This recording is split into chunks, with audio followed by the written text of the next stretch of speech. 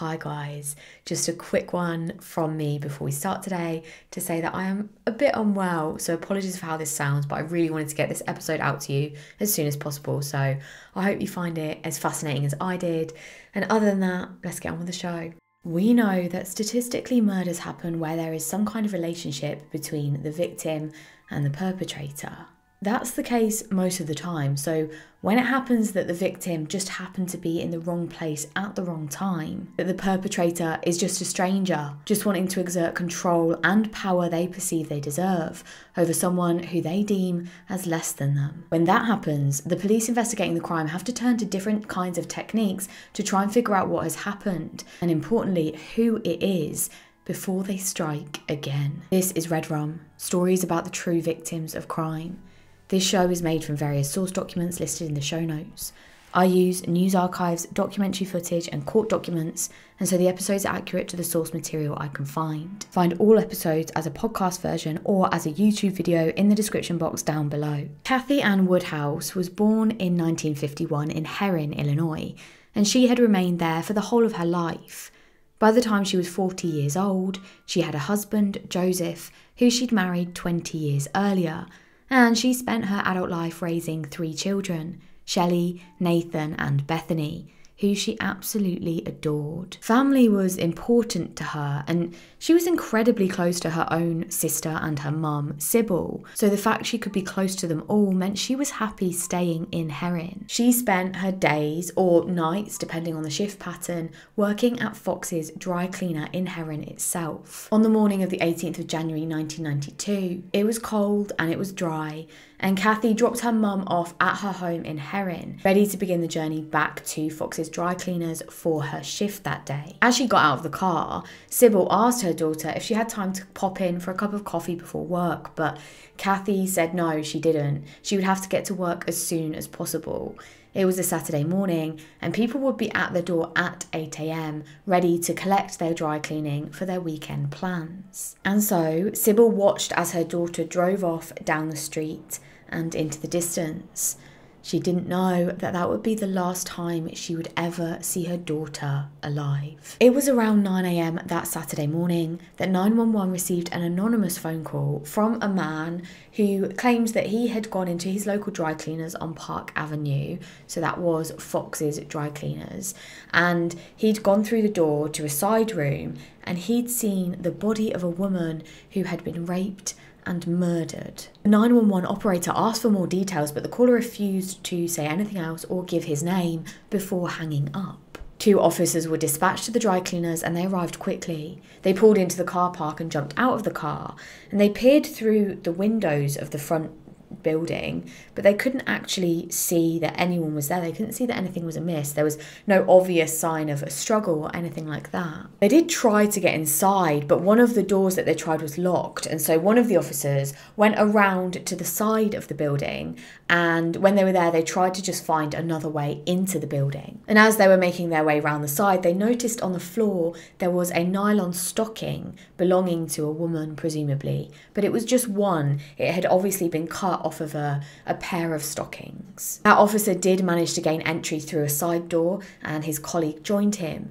And when they got inside, the first thing they noticed on the floor was a black handbag with all of its contents strewn out across the floor. They continued forward and they noticed that there was no one manning the desk. And this was odd to them because they could see that the opening time said that there should be someone working. And that is when they saw, lying on the floor just inside the building, there was a woman, and she was naked apart from a bra, and she had a very obvious head wound. And it was obvious to officers that that head wound had happened some time ago. This woman had been dead for some time because the blood had actually started to congeal. The investigating team began processing the scene, and altogether they bagged over 100 pieces of evidence, including fingerprints, palm prints, clothing. There was a pair of eyeglasses and a mop wringer. And as they were searching through the rest of the building, they found on the countertop where someone would be if they were manning the desk, they found that there was a check there,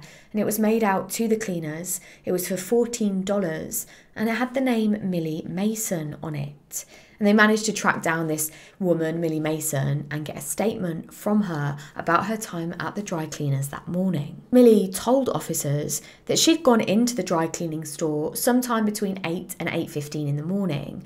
But as she arrived, she realised that there was no one actually there manning the desk, and she'd come to collect her dry cleaning and she could see it was there waiting for her. So she decided to pick it up and then wrote out this check and thought she'll just leave it there for someone to collect. And that's when she heard a noise coming from the back room just past the counter. And so she walked up to the back of the store to see who was there. And that's when a man approached her and asked if she needed any help. Now, Millie looked at the man and she described him to the officers. She said that he was a white man, he had brown hair, he was somewhere in his early 30s, and he was around 6'2" tall. She said he was wearing a blue hat, a blue work shirt, and brown lace-up boots. Now, Millie instantly assumed, of course, that this man, the man walking back out of the back room towards her, was obviously an employee. And so she said that no, she didn't need any help. She just had the check here for her dry cleaners. And so she put it on the counter and then she left. But the investigating team knew that Kathy was the only person scheduled to work at the dry cleaners that morning. And when they asked the boss about the other employees at the dry cleaners, wondering if someone might have come in to cover the shift, they learned that no one matched the description that Millie had given. And so that's when they realised that Millie must have come face to face with the killer. And that made Millie possibly the only eyewitness. The next thing officers had to do was identify who the victim was. Now, those two officers who initially had gone to the crime scene, once they pulled up, they'd seen this gold Dodge parked outside right by the front doors. And by that afternoon, it still hadn't moved. And so they assumed that this belonged to the victim, and they managed to trace that car to a woman called Kathy Ann Woodhouse. And when they cross-checked that with the employees at the dry cleaners, they realised that it was, in fact, Kathy. She had been the victim. Kathy's husband, Joe, was informed, and he called Sybil to tell her she needed to come down to the dry cleaners right away. Something awful had happened. Now, when Sybil arrived, she saw a number of police vehicles, and she knew in her heart what had happened. She tried to get inside, but the police wouldn't let her in. And thankfully, Joe arrived and he managed to get Sybil to come home with him, where they waited, and they were approached by two detectives who informed them that Kathy had been murdered. The post-mortem on Kathy's body showed that she had in fact been sexually assaulted. And as part of this, they were able to take some dried semen stains from her body, and these were taken in for forensic testing. The post-mortem also showed that Kathy had been found lying down on her front, and that was where she had been struck, with an object to the left side of her head. Ultimately, this caused a brain stem compression and multiple fractures, and that was the cause of her death. It was likely that that blood-stained mop wringer that had been found nearby Kathy's body, it was likely that that was the weapon that had been used. They did manage to match the blood found on that to Kathy's, and they found that the mark that it would make was very similar to the marks on Kathy's head. Officers questioned the other employees who worked with Kathy, and one person was this woman called Tammy, and she was quite close to Kathy. She informed the officers that she had some information and they might find it useful. Tammy told officers that the night before the murder, she came into work around 6 p.m. to relieve Kathy from her shift and take over. And that's when Kathy told Tammy that she had gotten a phone call earlier that afternoon and it had really freaked her out. She picked up the phone, assuming that it was someone calling about their dry cleaning. But the voice on the other end just started asking Kathy personal questions, including asking what colour toenail polish she was wearing. They really wanted to know. This is just a married mother of 3 in her 40s trying to do her job. And this is not something she wants to be dealing with, so she just hung up. But it did make her feel odd, and the man had sounded scary. She described him to Tammy as having this really gruff voice and that it was definitely a man. This was a significant lead for the officers, and so they looked into that call and they did manage to trace it to a phone number somewhere else in that town. The man whose house it was where the phone had been traced to, he did admit to officers that he had made that phone call, but insisted that it was just a prank call. He didn't have anything to do with the murder. Police checked out his alibi for that night and it was solid, and so he was eliminated, but this meant that police really didn't have any leads as to who the murderer might be. And so they decided to get that 911 call that had come in early on that Saturday morning traced. And they traced it to a phone box, a payphone, around 4 blocks away from the dry cleaners itself. The investigating team secured that payphone and they brought it in for forensics testing. They did manage to get 2 fingerprints from the telephone itself. And whilst they were in that area, they also did some questioning of people nearby to see if there were any eyewitness accounts. And they managed to get one from a gas worker who worked nearby. And he had seen someone at the payphone that morning and described this person as a man wearing a white coat and jeans and having brown hair. And that this man had been talking on the phone at some point that morning, perhaps around 9 o'clock, but he couldn't be sure about the time. Meanwhile, police continued to talk to members of the public, and that is when a woman told them about something that she had seen. She had seen a man who had been running down Park Avenue at around 9 a.m. that morning. Her description was similar to what the gas station worker had seen, but she couldn't remember any really distinctive identifying features. It was kind of a generic description, and although it did sort of match what the gas station worker had said, there was nothing else that they could really take from it. And then the police got another visit from Kathy's co-worker, Tammy. She had remembered about something that happened around 3 weeks before the murder. Kathy had told Tammy about this man around 6 foot tall, weighing around 200 pounds, and he had come into the dry cleaners and asked if he could make an emergency phone call. It was late and it was dark and it was raining outside, and so Kathy said that yes, he could, and she just handed him the phone. And the man spoke on the phone for quite a while, but it soon became clear that this wasn't an emergency call, but just a sort of personal call that he was making. After that, the man left, but he returned a few days later asking again if he could use the phone. But Kathy said no, she was waiting for a phone call and so she needed it to be free, so she was sorry but he wouldn't be able to use the phone that day. And that was it, the man left and he never returned to the dry cleaners, but Tammy said that she had seen him walk past the shop a number of times and it was always at around the same time, at around midday. She did say though that on the day before Kathy's murder she had been working and she hadn't seen him that day. Now I read that she had relieved Kathy from her shift later on that evening, so I can only assume she was working a double shift, so it's possible that she had missed the man if she'd gone off at midday, but we just don't know the details of that. The investigating team did take this information down and they added it to the case file. They really needed to find this man so that they could question him. He could be the same man that Millie had seen on the morning of the murder, but they were just struggling to track him down with complete certainty. The investigating team, however, did manage to get 6 people to come into the station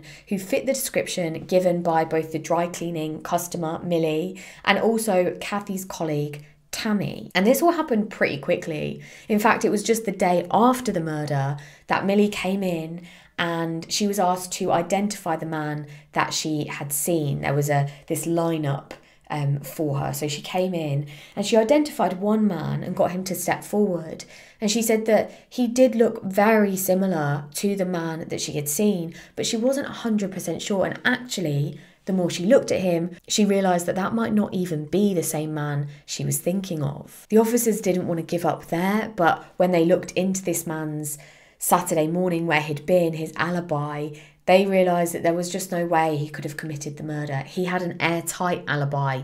He'd been at work and many people had seen him there. It was the following Tuesday morning that a phone call came into the tip line. It was an anonymous person and they said that they had a piece of information that would be of interest to the police. They told them that they recognised the person from the composite sketch that had been circulated, and the police needed to look into this man called Paul Taylor. Paul was out on parole from this juvenile detention centre in Louisiana, and he had been living just down the street from the dry cleaners with relatives in Herrin. He had only been out of prison a matter of weeks when the murder had happened, and he'd been serving time for aggravated sexual assault. Now, Paul, unlike the description given, was actually just 20 years old, not in his 30s as Millie had described him as, and he wasn't as tall as the description she'd given either. The reason the police were so keen on this tip that had been given to look into Paul was because when they searched the dry cleaner's records, they realised that there was an order of dry cleaning from the place that Paul had worked. The fast food place that Paul worked at had their work shirts dry cleaned at Fox's where Kathy worked. And when the police asked the boss who had taken the shirts, he was told that it was in fact Paul Taylor, and now there was a clear link. And so officers headed to where Paul was staying with a family member. And that relative said that she had left for work on the morning of the murder at 6:30 a.m. and Paul had been asleep.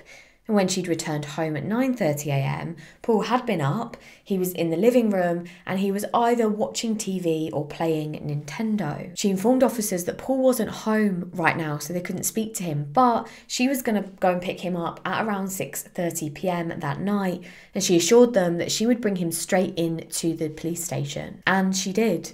They arrived at 7:15 p.m, and Paul was told that this was a voluntary interview. He didn't need to be there, but he agreed to stay and talk to them. And he agreed to have his fingerprints and DNA taken. And then they asked him pretty much outright if he had killed Kathy, to which he obviously denied it. He said no. He told them that he didn't know this woman, he hadn't killed her, and he didn't know anyone round here. He didn't even know the area. So how he would have orchestrated this attack, this murder, there was just no way, he said. The officer then questioned Paul and asked if he had ever even thought about doing something like this to someone, to which he said no.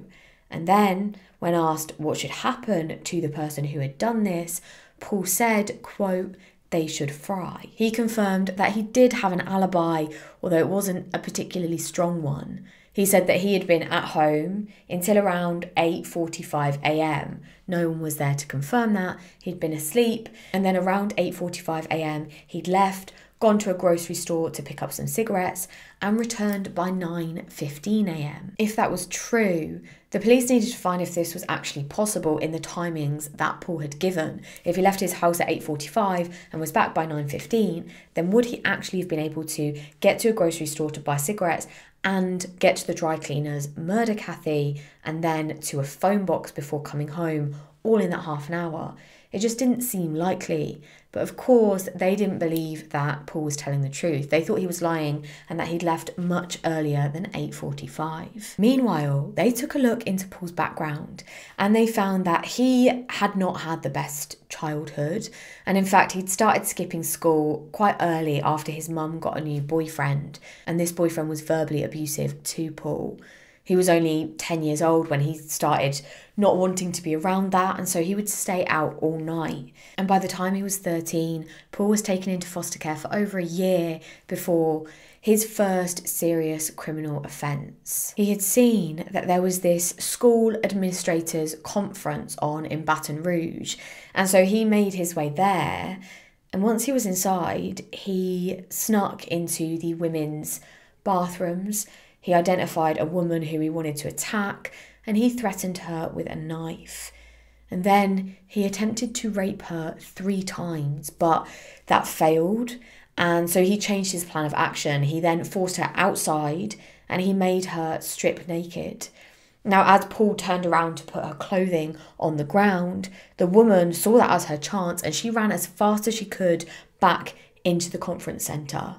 Now, unfortunately, Paul saw this happening, and so he just fled. He started running in the opposite direction, and he did escape. He knew there was no point in trying to catch her again because he would probably be caught. But Paul, not so smart Paul, decided that just 2 weeks later he was going to go back to the same conference centre, go into the same women's toilets and attempt to attack another woman. Thankfully, this time, before he could do any damage, he was caught and arrested, and because of that, he would serve a custodial sentence. He was released on Christmas Eve 1991, just 4 weeks before Kathy was murdered. Back to the investigation, and the DNA from Paul had been compared to results from Kathy's body those swabs that had been taken, and it was found that there was a similarity in the fact that both samples were from a non-secretor. Unfortunately, this is back in 1992, and so DNA tests just weren't as advanced as they are today. The most they were able to determine was this non-secretor,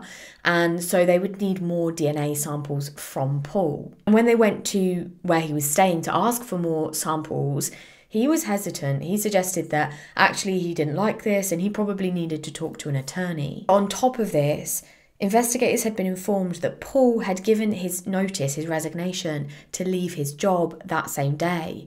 Paul told his boss that he was planning on leaving and moving back to Louisiana. Obviously, this is incredibly worrying for police, who now believe that Paul is a flight risk. They questioned Paul about this, but he just outright denied it, saying that his boss had lied. And they were questioning him on this whilst they were at the house that he was staying at. And so they asked the relative of his if they could search the house, and this relative agreed. And then they asked Paul if they could search his bedroom, and he agreed. It's likely he regretted that almost straight away, because the officers found evidence pretty quickly. As soon as they started searching, they found a pair of jeans with small stains of blood on them.